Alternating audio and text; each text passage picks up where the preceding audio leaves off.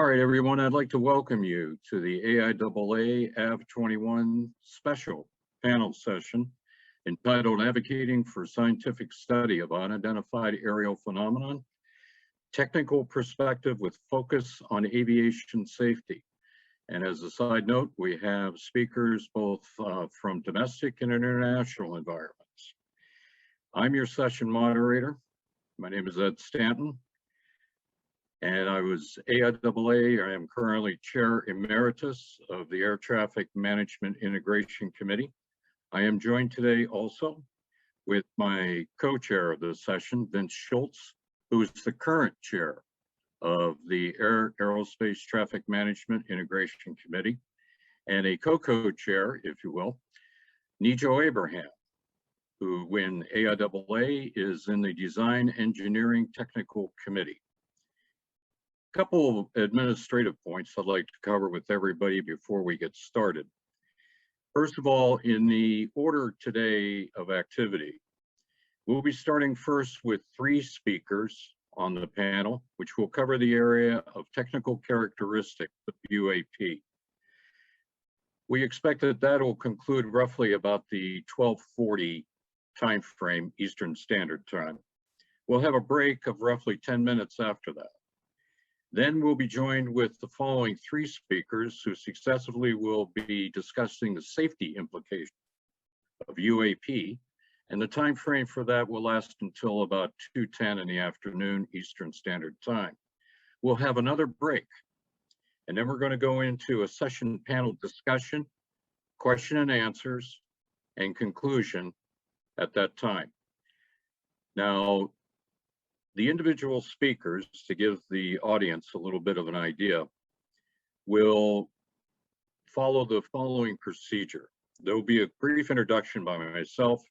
The speaker will have 20 minutes. I will be giving them a 2-minute warning towards the end, and they have all assured me that they will not follow political counterparts that consider a 2-minute warning a 5-minute allowance for further discussion. Then we will follow with a quick question and answer period for each speaker. This will be roughly 5 minutes. So in reality, everyone, that you'll get an opportunity to get about 2 questions in, and then we're going to move on to the next speaker. Now, for the record, AIAA AV21, as we are more than all aware, is the Science and Engineering Forum and Environment. Professional conduct will be expected in this session. Comments, questions, orientation that is outside of this will neither be tolerated nor permitted. Now let's move on. The bottom line is the session will be recorded and viewable as others for about 1 month hence. So let's go ahead and get started. First up is Dr. Ravi Kopperapu. He's a planetary science from NASA Goddard Space Flight Center and lead scientist of the Sellers Exoplanet Environment Collaboration, SEEC, at NASA Goddard. His research interests are extrasolar planet habitability, atmosphere modeling and characterization, and identifying technosignatures. In 2020, he was the recipient of the NASA Exceptional Scientific Achievement Medal. So with that, let me turn it now over to you, Ravi, if you'll begin, please. All right. Thank you, Ed. I'd like to thank the organizers, Nijo, Ed, and Vincent, and also Carmela for organizing this session. And I hope this would be a stimulating one. As Ed said, my name is Ravi Kopperapu. I'm a planetary scientist at NASA Goddard. I was trained as a physicist, and my primary research interest in studying atmospheres of planets. This is my first time attending an aeronautics conference, and I thank you all for taking the time to attend this session. So my primary goal in this talk is to highlight the need for scientifically studying the unidentified aerial phenomena, or the UAP. science is how we make progress in understanding the world around us, and it is unbiased. Even null results are illuminating, even if we find something is not there. So my hope is that after this session, there will be momentum towards a scientific study of UAP. Next slide, please. Thank you. So before I move on, I want to actually define what an UAP means. And because I will be using this term several times, it would be good to say what it is. There seems to be no universal definition that I know of. And there are certainly other more expanded ones to define the UAP. I'll be using this definition in this talk to broadly cover the class of phenomena. So what it would be is that it's a class of phenomena observed within the Earth's atmosphere that cannot immediately be recognized as known physical phenomena or objects. We can discuss in the Q&A session regarding the merits and shortcomings of this definition if needed or if someone asks. Next slide, please.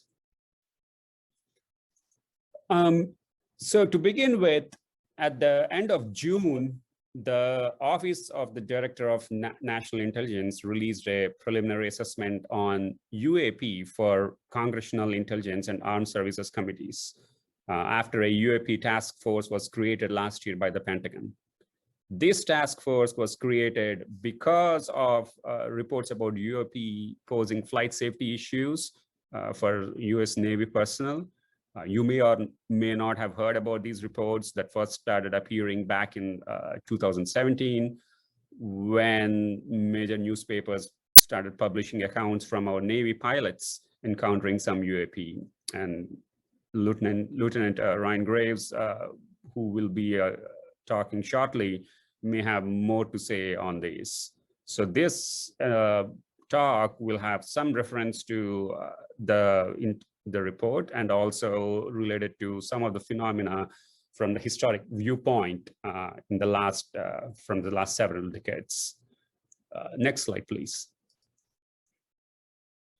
All right, so the report here had some summary points that I will very briefly go through.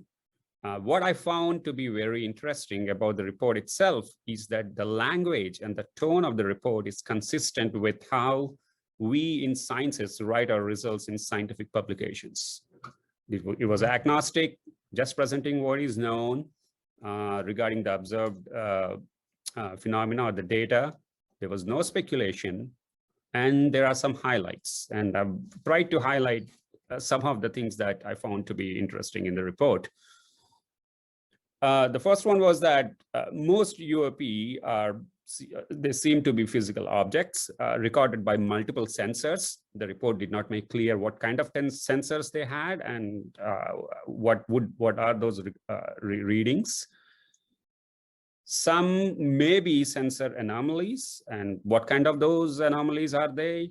It would be really good and useful to weed out the false positives so that we know there is something, a real object, or it's just a reading mismeasurement by the instrument that they're working on. The report also mentions that there are probably multiple types of the UAP, which means that there is not probably a single explanation based on the appearances and the behaviors that they have observed.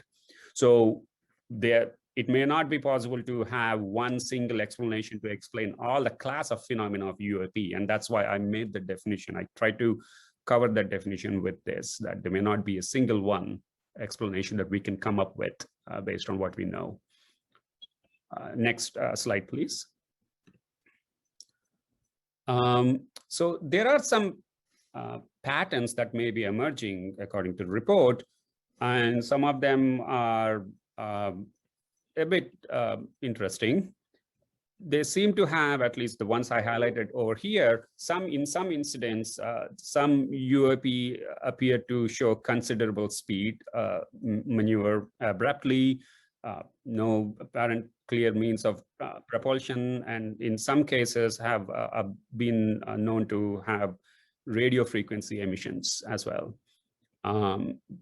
these seem to be these kind of observations, or at least the characteristics, seem to have been also observed in earlier investigations of UAP back in the 50s and 60s when it was scientifically studied.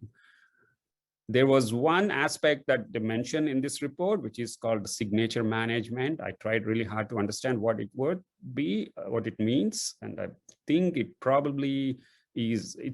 There is a signature, and maybe there is a certain type of signature modifications that UAP may be exhibiting, which is only my guess at this point, beyond anything what they have written in this report. So we have to, I'll come back to these observed characteristics from this report, because it will be useful in comparing with historical studies of UAP. Can we go to the next slide, please? The report concludes suggesting that we need to collect more data, and even looking in the historical radar data to understand better the patterns that we see for this UAP. The critical point here, I want everyone to remember that the critical point here is the data collection. We make advances in sciences by collecting the data and sharing the data, so that we can verify false positive, we can verify the validity and so on. And so additional data is needed to know and understand the nature of UAP. And I hope that this session would be a good first step towards in that direction. Could we go to the next slide, please?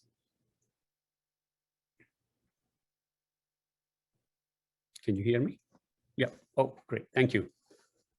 So I mentioned briefly in my earlier slides that some UAPs seem to exhibit similar observed characteristics described in earlier investigations back in the 50s and 60s.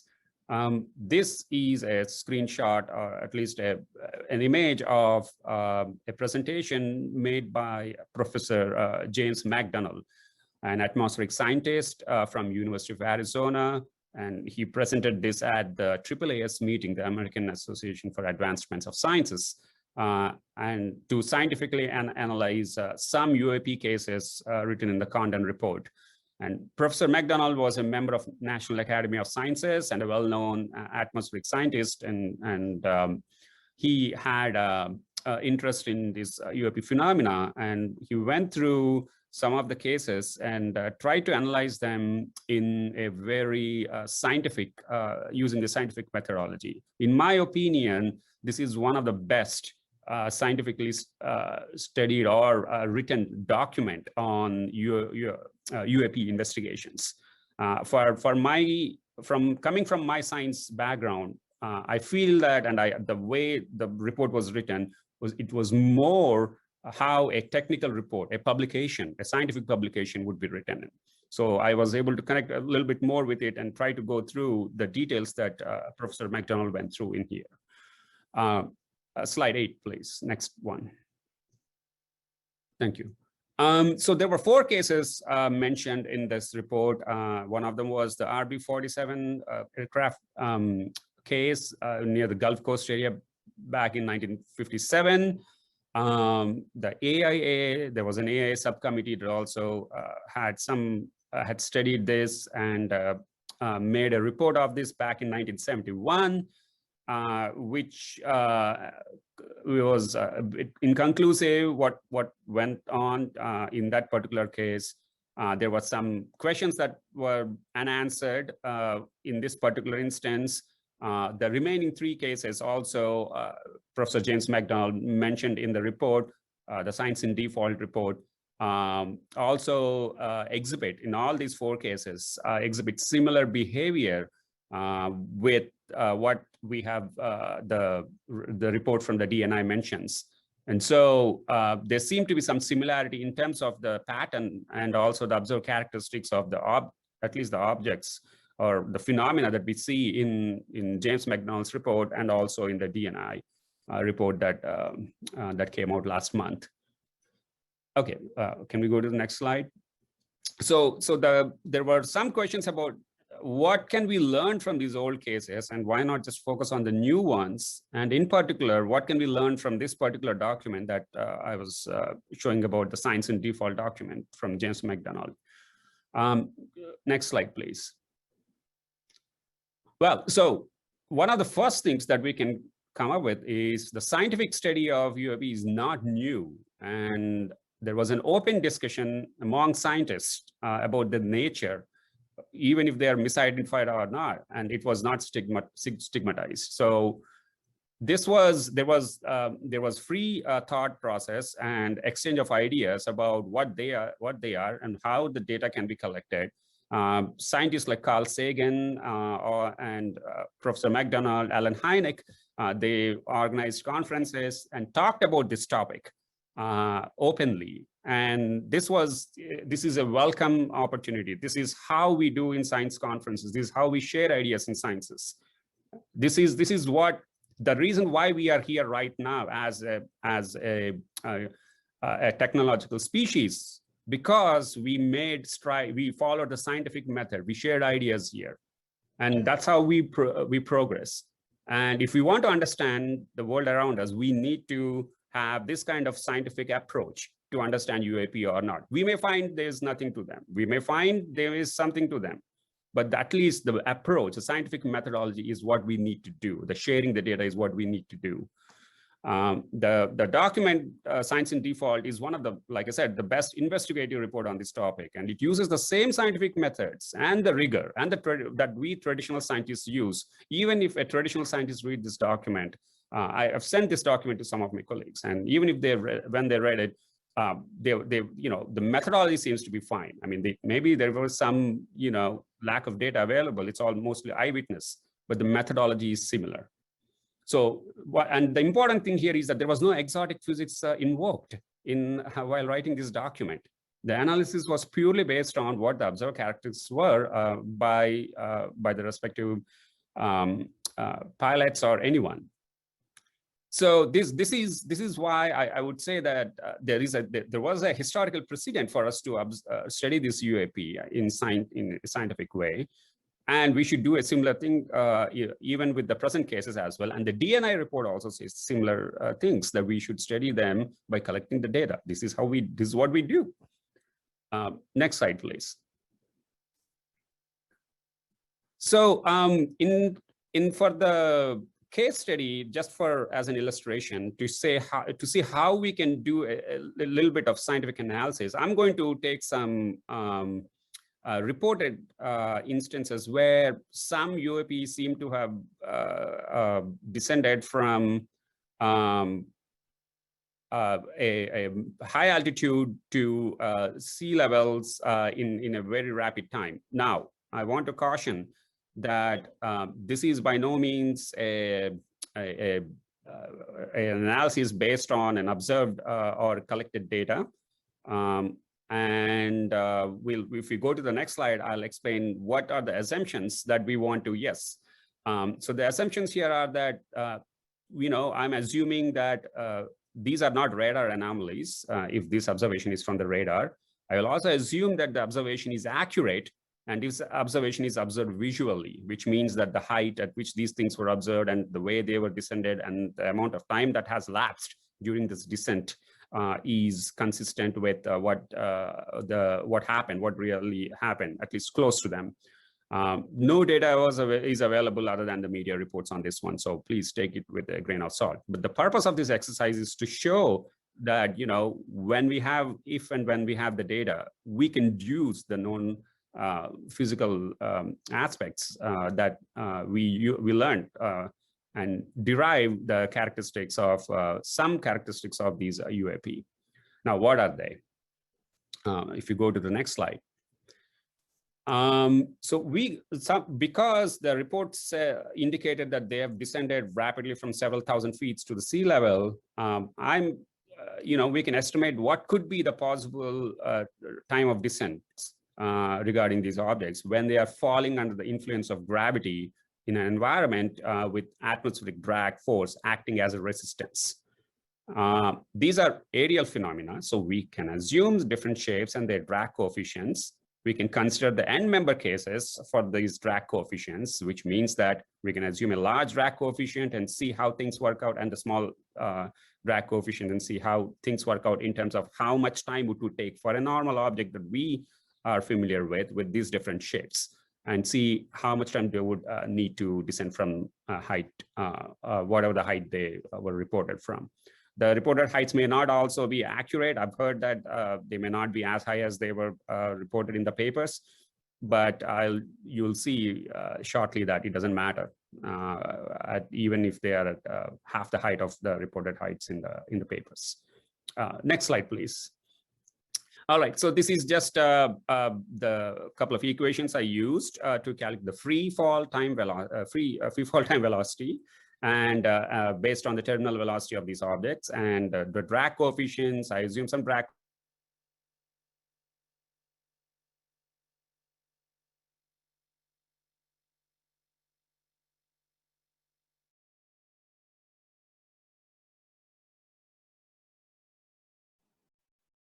Ravi, I'm afraid you've frozen. Thank you.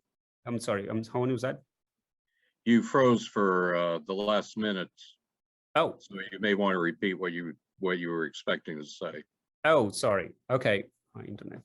All right. So I just wanted to say that I used free fall time velocity and terminal velocity expressions to derive how fast these objects descended, assuming some type of mass for these consistent with the commercial airlines or even fighter jets, and drag coefficients and the area of these objects. So can we go to the next slide, please? All right, so here it is. So if we assume some mass and range of masses and range of areas, I'm not going to stick to one single value of mass and areas. What I'm showing here on the x-axis is the amount of mass that you can consider for these objects, and the y-axis is the area of these objects. The colored, different colored curves, regions are the free fall time descents in seconds. So the bluest ones are the very short time scales, and the yellow and orange ones towards the left top are the long time scales. And so you can see the scales actually, the color scale here go on the color palette on the right, the vertical bar goes up to 60 seconds or so.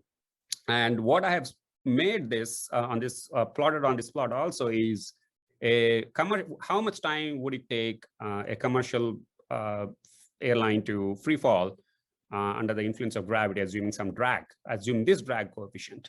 And you can see where that lies in this region. It takes about, a minute or so, more than a minute actually, assuming different kinds of drag coefficients.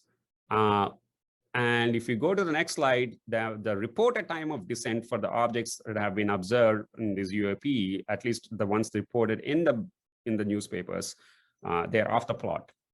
They were a couple of seconds or even less. And so I can't even plot them on this plot.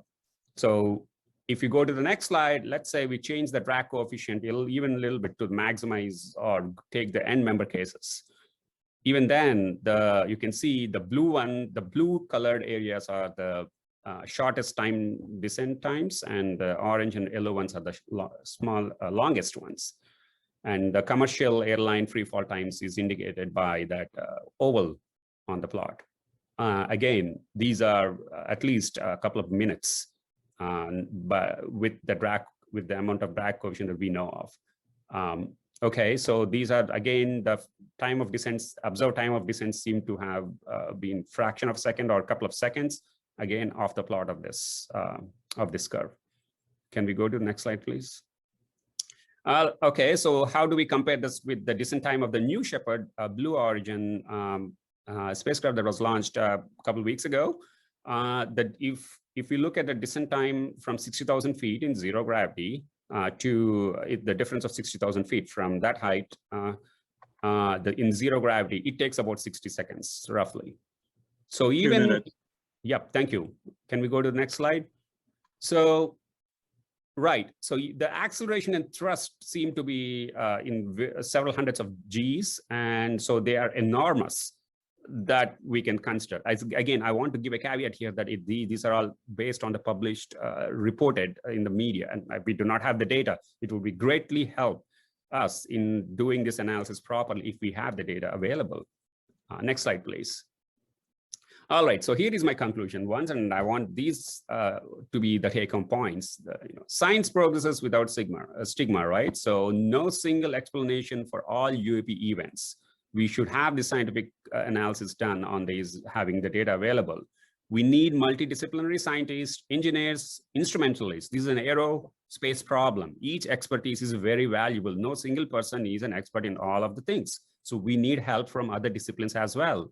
These are transient events. As an example, to observe the ones that I just talked about, to determine the altitude, we need radar observations that could provide the speed, altitude, and size of these objects. If not radar, we need a 3D projection of these ones. So we need some sort of imaging on this. Fast track cameras probably might be suited for these transient events. Telescopes, this is not an astronomical phenomenon. So telescopes are probably not relevant, but we'll discuss this later. This is the last point I would like to make. Every object must follow laws of thermodynamics. They must emit waste heat. Which part of the electromagnetic spectrum that the heat is emitted is a question. So longer wavelength observations are likely needed if we want to know the observed characters, some of the observed characteristics of this UAP. Thank you. I think I'll stop over here. Right on time, Ravi. Thank you. Thank you. I also now will enter into our 5-minute question answer. So from the audience, please ask your questions to Ravi directly.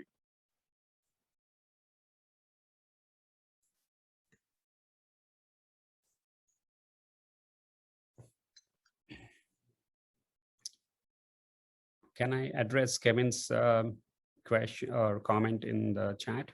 Sure, Ravi, please. Yes, Kevin, yes, you're right. That's why I mentioned the caveat that some of the reported heights for these descent are probably not accurate. So I actually did an analysis, even assuming they are at 28,000 feet, because we had a conversation, right? So it didn't matter. Even then, it would take 40 seconds or something, 45 seconds. To do the free fall. So you're right that they must be having that. I just can't explain this phenomena just by free fall, because the amount of thrust you would need to reach within a couple seconds from that height, even from your 28,000 feet. I just do not know if these readings are right, if these reports are correct, and if everything I've done is accurate. Yeah, we found, as I'll mention this in my upcoming talk, but we found that as these things had to accelerate and then decelerate, and that the minimum acceleration is on the order of 5,000 times the acceleration of gravity. It's the only way you're going to get in the ballpark of what was observed. Yep, that's right. Thank you. Yep, thank you.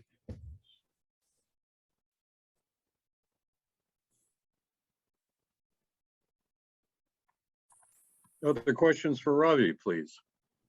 Hi, this is Christopher Plain from the debrief. Ravi, can you hear me? Yes, I can. Thank you. Okay. I see at the bottom of this slide, it says every object must follow laws of thermodynamics. Is your research also considering atmospheric phenomena, or maybe visual phenomena, something that may not be a physical object, and therefore would that also be constricted to those laws? So the laws of thermodynamics apply everywhere, right? So if it's an atmospheric phenomenon, if it's a physical object, it has to have waste heat. But if it is not, and if it's not an atmospheric phenomena, it must follow something else, some other, similar laws of thermodynamics. So it could be some an atmospheric phenomena that we could figure out if we have enough data available on that. Okay, thank you. Mm-hmm. Ravi, I have a question for you. Here is Rene Nardi. I'm from New Jersey. The question is, on your charts, you have considered the drag coefficients 2, 1, but have you considered 0 as a drag coefficient? So the reason why I did not consider 0 is because the lowest drag coefficient I could justify was this airfoil one. And, Yeah. and I agree with you 100%. Your approach is 100% correct. However, what if drag is 0? What happens? I don't know how to get to 0, but we should start asking weird questions. For example, you raise a great point. Heat must be there. It's just a matter of wavelength that we are not collecting information about heat signature. Just think about that. What if drag is 0? yes, so can I quickly answer that question? Yeah, if you go to please. the next slide. The next slide. Yes, look at what happens if drag coefficient is 0 in these equations. So CD is the drag coefficient. If it's 0, the terminal velocity becomes infinity, or the descent time, and the final descent time would be instantaneous. And so for me, I do not know how an object, if it is an object at all, as someone pointed out just now, it may be Christopher, I think, pointed out, it may be an atmospheric phenomena, or maybe anomalous reading in the instrument. If we assume that is an object, an actual object, I do not know how a physical object would have a 0 drag coefficient and have an instantaneous time of descent with a terminal velocity reaching infinity. That is not how I know how it works from these equations, at least. But I need to have a physical motivation, is what I'm saying, that to consider a drag coefficient 0. Okay, Ravi, thank you. I'll hold it there. That completes our time for the question answer for speaker associated.